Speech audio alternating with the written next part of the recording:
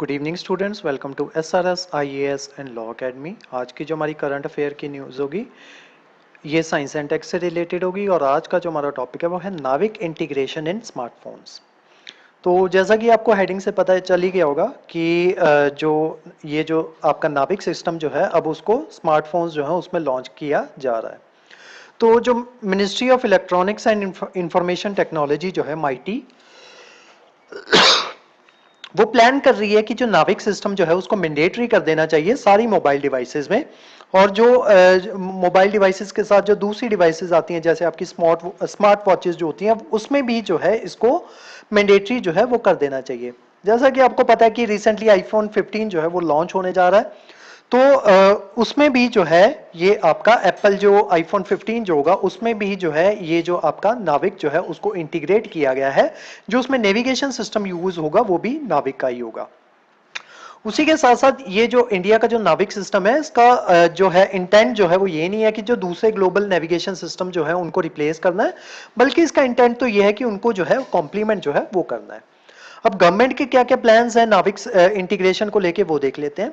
Union government is considering to mandate NavIC integration in all smartphones sold in India by 2025। यानी कि जो 2025 के बाद जितने भी स्मार्टफोन्स आएंगे उन सब में नाविक जो नेविगेटिंग सिस्टम जो है वो यूज होगा, स्पेशली ऐसे फोन जो 5G फोन्स होंगे।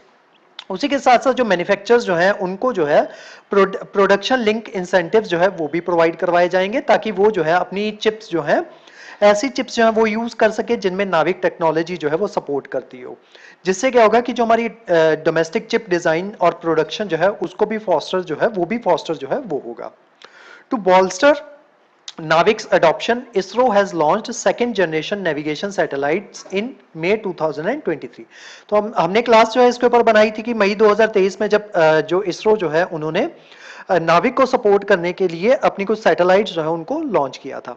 इससे क्या होगा कि जो आपकी इंटरऑपरेबिलिटी जो होगी वो इनहांस होगी, ताकि हम जो है दूसरी नेविगेशन सिस्टम जो है उनके साथ जो है उनको एक्सपैंड करके जो है उनकी यूजेज जो है वो कर सके। ये जो आपकी सैटेलाइट्स जो वहां पे जो आपके जियो सिंक्रोनस जो आपके ऑर्बिट जो है वहां पे भेजी गई हैं, ये क्या करेंगी, सेकंड जनरेशन सैटेलाइट्स हैं ये सिग्नल जो है ये सेंड करेंगी थर्ड फ्रीक्वेंसी में, स्पेसिफिकली L1 के साथ साथ ये L5 और S बैंड फ्रीक्वेंसी सिग्नल्स जो है वो सेंड करेंगी।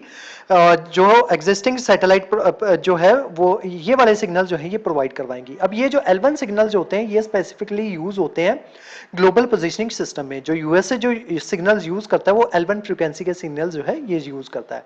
ये सिग्नल जो है स्पेसिफिकली जो आपकी वियरेबल डिवाइसेस होती है ना, जैसे आपकी वॉचेस वगैरह होगी, स्मार्ट वॉच होगी, वहां पे जो है ये सिग्नल जो है ये यूज होते हैं।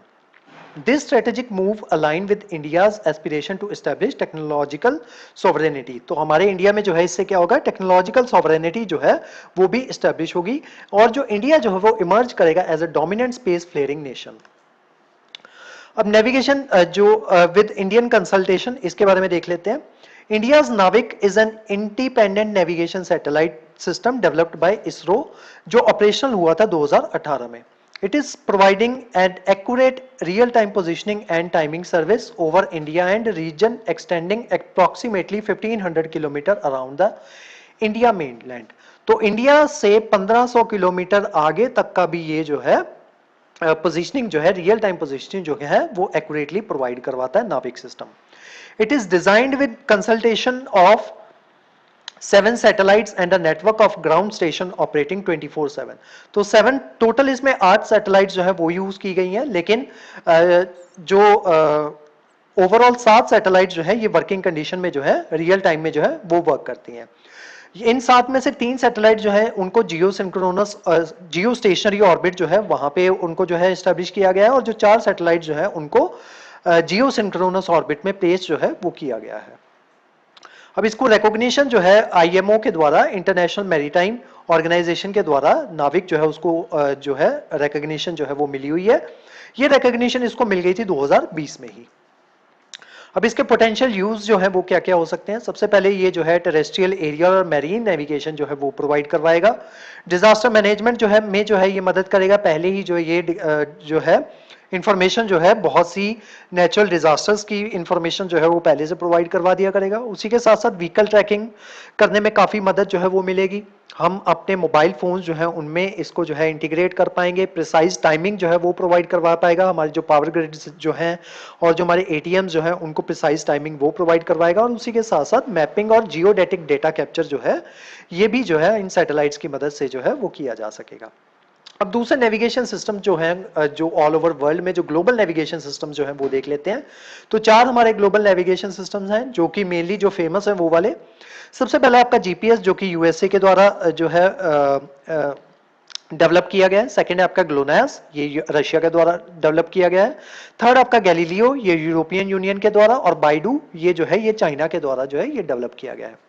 अब कुछ रीजनल सिस्टम भी जो है, जैसे हमारा जो इंडिया का जो नाविक सिस्टम है ये रीजनल सिस्टम है, जो ना कि सिर्फ इंडिया बल्कि उसके साथ लगते जो नेशन जो है, जैसे आपका नेपाल हो गया, भूटान हो गया, बांग्लादेश हो गया, श्रीलंका हो गया, इनको भी जो है ये नेविगेशन सिस्टम जो है ये प्रोवाइड करवाता है। और उसके अलावा QZSS ये जो है ये जापान के द्वारा डेवलप्ड रीजनल जो है नेविगेशन सिस्टम जो है ये डेवलप किया गया है जापान के द्वारा, QZSS। तो आज की जो हमारी क्लास थी वो नाविक नेविगेशन सिस्टम के बारे में थी। इस क्लास के जो नोट्स हैं वो आपको सेंड कर दिए जाएंगे हमारे टेलीग्राम चैनल पे, और जो हमारे वेरियस व्हाट्सएप ग्रुप्स जो हैं वहाँ पे भी इसके नोट्स है वो आपको सर्कुलेट कर दिए जाएंगे। उसके अलावा हमारे वेरियस कोर्सेज के बारे में इंफॉर्मेशन लेने के लिए आप स्क्रीन पे दिए नंबर पे कांटेक्ट कर सकते हो। तो आज की जो हमारी क्लास थी वो यहीं तक थी। Thank you so much.